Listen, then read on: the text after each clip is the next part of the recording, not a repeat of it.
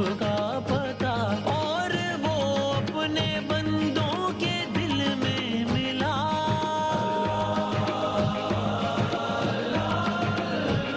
یعنی ان کی خوشی میں ہے اس کی رضا۔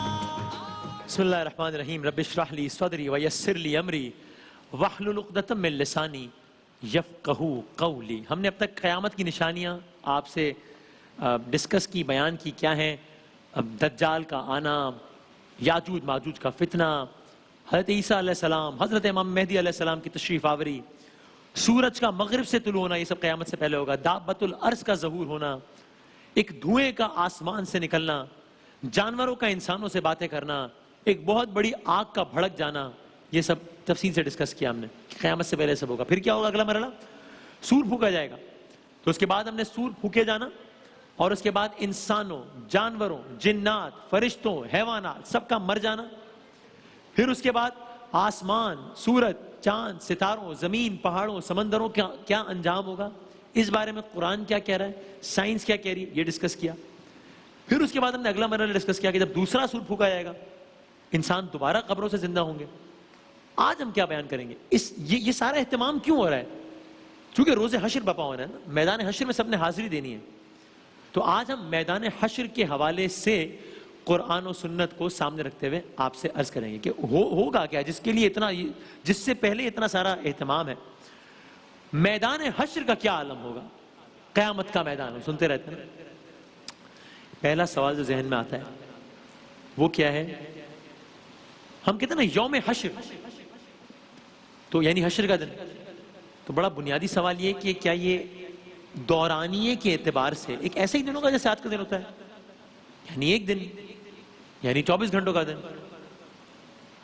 اس بارے میں علماء کرام یہ بتاتے ہیں، اور قرآن مجید میں ہے، اللہ تعالیٰ نے قرآن مجید میں سورہ معارج کی ایک آیت میں فرمایا، بسم اللہ الرحمن الرحیم، یوم کان مقدارہ 50,000 سنہ، یعنی ڈیوریشن کی بات ہو رہی ہے روز محشر کی۔ ترجمہ ہے اس آیت کا، وہ عذاب اس دن نازل ہوگا جس کی مقدار 50,000 سال ہوگی۔ 50,000، 50,000 سنہ، 50,000 سال کا ایک دن۔ یعنی علماء کرام سے اس آیت کی تشریح پوچھیں تو بتاتے ہیں، ایک حدیث بتاتے ہیں جس کا مفہوم یہ ہے کہ حشر میں اللہ تعالیٰ بڑے بڑے متکبرین کو اور زکوٰۃ ادا نہ کرنے والوں کے جسموں کو چیونٹیوں کے برابر کر دے گا، اور وہ جانور ایک طرف سے آئیں گے اور ان کو پیروں تلے رونتے ہوئے دوسری طرف چلے جائیں گے، پھر لوٹ کر یہی حرکت دہراتے چلے جائیں گے، اور یہ روندنا 50,000 سالوں تک جاری رہے گا۔ 50,000 سال، کیا مطلب؟ ہم صرف ایک انڈرسٹینڈنگ کے لیے کہ کتنا بڑا ڈیوریشن ہے ایک ذرا کیلکولیشن کر لیں، اگر تو فرض کر لیں کہ آج کل کی دنیا میں ایک ایوریج ایج کتنی ہے؟ 60 سال۔ تو ایک آدمی پیدا ہو، اپنی ایوریج زندگی جیے، 60 سال کی مر جائے، پھر دوبارہ پیدا ہو، پھر 60 سال کی زندگی جیے، مر جائے، تیسری مرتبہ پیدا ہو، 60 سال کی زندگی جیے، مر جائے۔ اس طریقے سے وہ 100 بار نہیں، 200 بار نہیں، 500 بار نہیں، 700 بار نہیں، اس طریقے سے وہ 833 مرتبہ زندہ ہو کر پوری زندگی جی کر مر جائے، تب جا کر یہ 50,000 سال کا ایک دن بنتا ہے۔ 850 مرتبہ، جتنا ہم جیتے ہیں اتنا جی کے مر جائیں، پھر 850 مرتبہ۔ تو انسان کی اب حالت کیا ہوگی؟ اب ذرا قرآن مجید کی آیات کے ترجمے سنتے چلے جائیے۔ سورہ اب انسان کی حالت ہے، سورہ آل عمران میں فرمایا، اس روز، اس ریگریٹ، اس روز ہر آدمی یہ تمنا کرے گا کہ کاش ابھی یہ دن اس سے بہت دور ہوتا۔ کبھی ہوتا ہے نا کوئی ایک دن آ جاتا ہے، ہم کہتے ہیں یار، اگین دنیا کی کوئی مثال کا کمپیریزن بنتا ہی نہیں ہے قیامت کی مثال ہے، لیکن صرف سمجھنے کے لیے ہم کہتے ہیں یار تھوڑی رمضان سے پہلے ایک ویسی مثال ہے کہ ہم کہہ رہے تھے 2-3 دن اگر بعد ہم یہ تیاری بھی کر لیتے، یہ بھی کر لیتے، یہ تو ہم ایک پازیٹیو سینس میں کہہ رہے تھے کہ اور نیکی، ہم اکثر کہہ رہے تھے یار تھوڑا ٹائم اور مل جاتا تو کچھ کر لیتے۔ اس روز ہر آدمی یہ تمنا کرے گا کاش ابھی یہ دن بہت دور ہوتا۔ سورہ یاسین کی ایک آیت ہے بسم اللہ الرحمن الرحیم ان کانت الا صیحۃ واحدۃ فاذا هم جمیع لدینا محضرون. کیا مطلب؟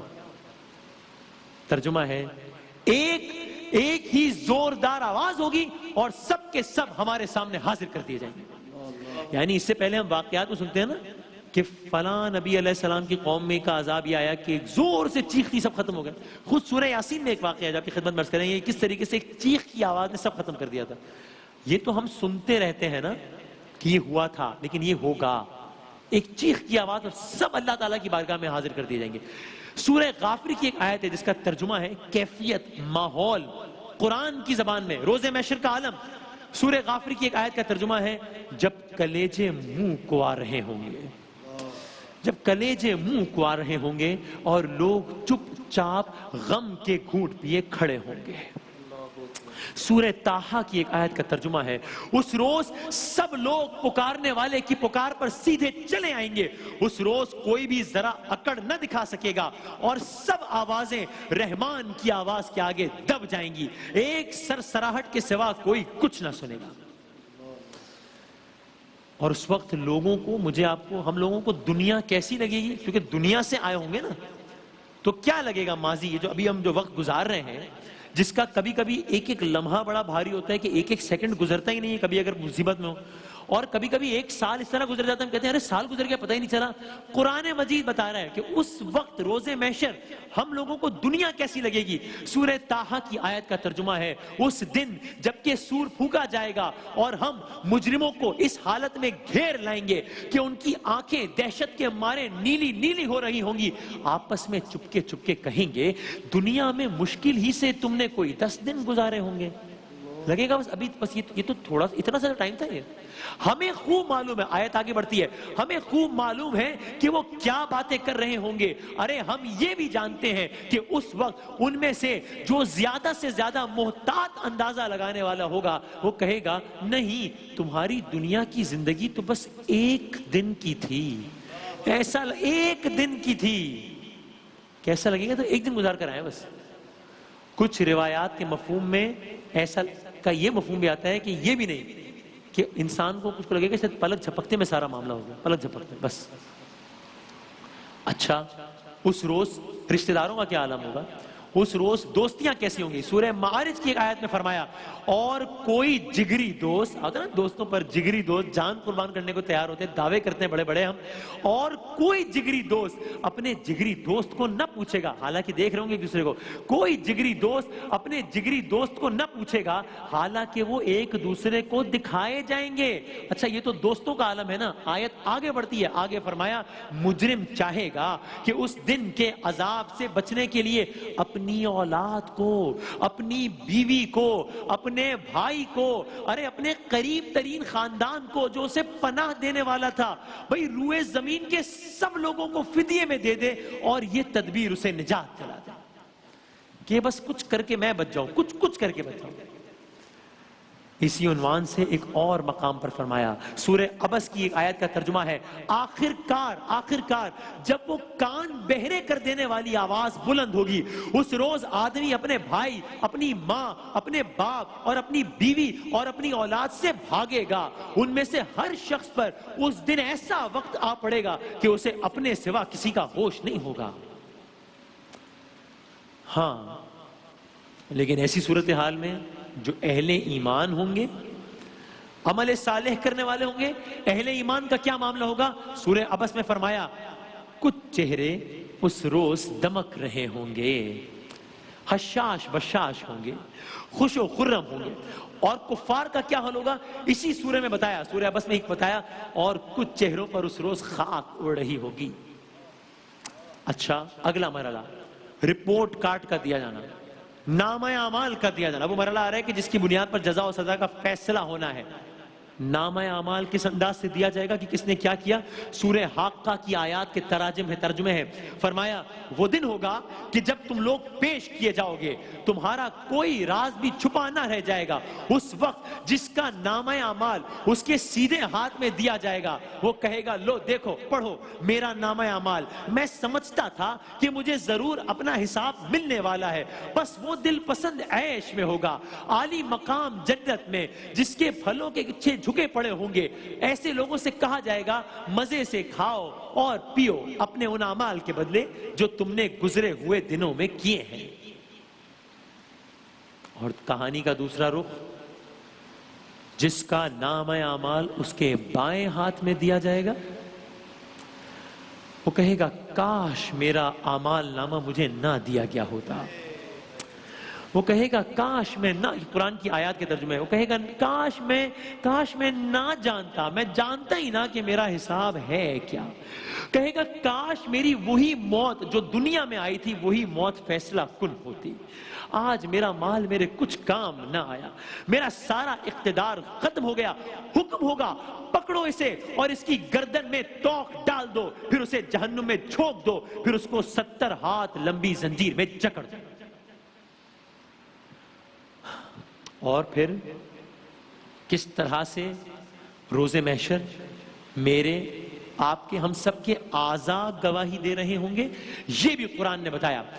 ایک سورہ کی آیات کا ترجمہ کچھ اس انداز سے ہے, فرمایا اور ذرا اس وقت کا خیال کرو جب اللہ کے یہ دشمن دوزخ کی طرف جانے کے لیے گھیر کر لائے جائیں گے. ان کے اگلوں کو پچھلوں کے آنے تک روک رکھا جائے گا. پھر جب سب وہاں پہنچ جائیں گے تو ان کے کان اور ان کی آنکھیں اور ان کے جسم کی کھالیں ان پر گواہی دیں گی کہ وہ دنیا میں کیا کچھ کرتے رہے. وہ اپنے جسم کی کھالوں سے کہیں گے ارے تم نے ہمارے خلاف گواہی کیوں دی؟ وہ جواب دیں گے ہمیں اسی خدا نے گویائی دی ہے جس نے ہر چیز کو گویا کر دیا ہے. اسی نے تم کو پہلی مرتبہ پیدا کیا تھا اور اب اسی کی طرف تم واپس لائے جا رہے ہو. تم دنیا میں جرائم کرتے وقت جب چھپتے تھے تو تمہیں یہ خیال نہ تھا کہ کبھی تمہارے اپنے کان, تمہاری اپنی آنکھیں اور تمہارے جسم کی کھالیں ہی تم پر گواہی دیں گی, بلکہ تم نے تو یہ سمجھا تھا کہ تمہارے بہت سے اعمال کی اللہ کو خبر بھی نہیں ہے. تمہارا یہی گمان, آج ہی ابتدا میں آیات آئی تھی گمان کے حوالے سے, تمہارا یہی گمان جو تم نے اپنے رب کے ساتھ کیا تھا تمہیں لے ڈوبا اور اسی کی بدولت تم خسارے میں پڑ گئے. اللہ اکبر. ایک اور مقام پر, بس ہم یہ قرآن کی آیت سے بیان کریں کہ کیا روز محشر کی گفتگو سمیٹ رہے ہیں ہم. ایک اور جگہ منظر یوں بیان فرمایا سورہ طٰہٰ میں, اللہ اکبر, فرمایا جو میرے ذکر درس نصیحت جو میرے ذکر سے منہ موڑے گا جو میرے ذکر سے منہ موڑے گا اس کے لیے دنیا میں تنگ زندگی ہوگی. قیامت کے روز ہم اسے اندھا اٹھائیں گے. وہ کہے گا پروردگار دنیا میں تو میں آنکھوں والا تھا, یہاں مجھے اندھا کیوں اٹھایا ہے؟ اللہ تعالیٰ فرمائے گا ہاں اسی طرح تو ہماری آیات کو جبکہ وہ تیرے پاس آئی تھی تو نے بھلا دیا تھا, تو اسی طرح آج تو بھلایا جا رہا ہے.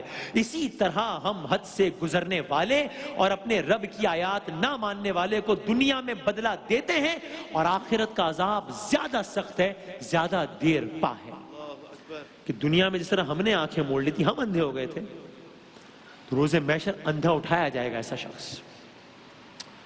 بس اب جاتے جاتے سنیے قیامت میں کہ ابھی آخری منظر کیا ہوگا, یہ بھی قرآن مجید کی ہی روشنی میں سنیے. سورہ زمر کی آیات ہیں مرحلہ وار ترتیب وار کہ آخری منظرنامہ روز محشر کیا پیش کر رہا ہے کہ جس کے بعد اب جنت اور جہنم میں چلے جائیں گے لوگ. سنیے بسم اللہ الرحمن الرحیم. کہا زمین اپنے رب کے نور سے چمک اٹھے گی, زمین اپنے رب کے نور سے چمک اٹھے گی. پھر کیا ہوگا؟ کتاب اعمال لا کر رکھ دی جائے گی, کتاب اعمال لا کر رکھ دی جائے گی. انبیاء اور تمام گواہ حاضر کر دیے جائیں گے. لوگوں کے درمیان ٹھیک ٹھاک حق کے ساتھ فیصلہ کر دیا جائے گا اور ان پر کوئی ظلم نہ ہوگا, اور ہر نفس کو جو کچھ بھی اس نے عمل کیا تھا اس کا پورا پورا بدلہ دے دیا جائے گا. لوگ جو کچھ بھی کرتے ہیں اللہ اس کو خوب جانتا ہے. پھر کیا ہوگا؟ پھر اس فیصلے کے بعد وہ لوگ کہ جنہوں نے کفر کیا تھا جہنم کی طرف گروہ در گروہ ہانکے جائیں گے, یہاں تک کہ جب وہ وہاں پہنچیں گے تو اس کے دروازے کھولے جائیں گے، جہنم کا منظر، تو اس کے دروازے کھولے جائیں گے اور اس کے کارندے، جہنم کے کارندے ان سے کہیں گے کیا تمہارے پاس تمہارے اپنے لوگوں میں سے ایسے رسول نہیں آئے تھے جنہوں نے تم کو تمہارے رب کی آیات سنائی ہو؟ کیا وہ تمہیں اس بات سے ڈرایا ہو کہ ایک وقت تمہیں بھی یہ دن دیکھنا پڑے گا؟ وہ جواب دیں گے ہاں آئے تھے، مگر عذاب کا فیصلہ کافروں پر چپک گیا۔ حکم ہوگا، کہا جائے گا داخل ہو جاؤ جہنم کے دروازوں میں، یہیں اب تمہیں ہمیشہ رہنا ہے، بڑا ہی برا ٹھکانہ ہے یہ متکبروں کے لیے۔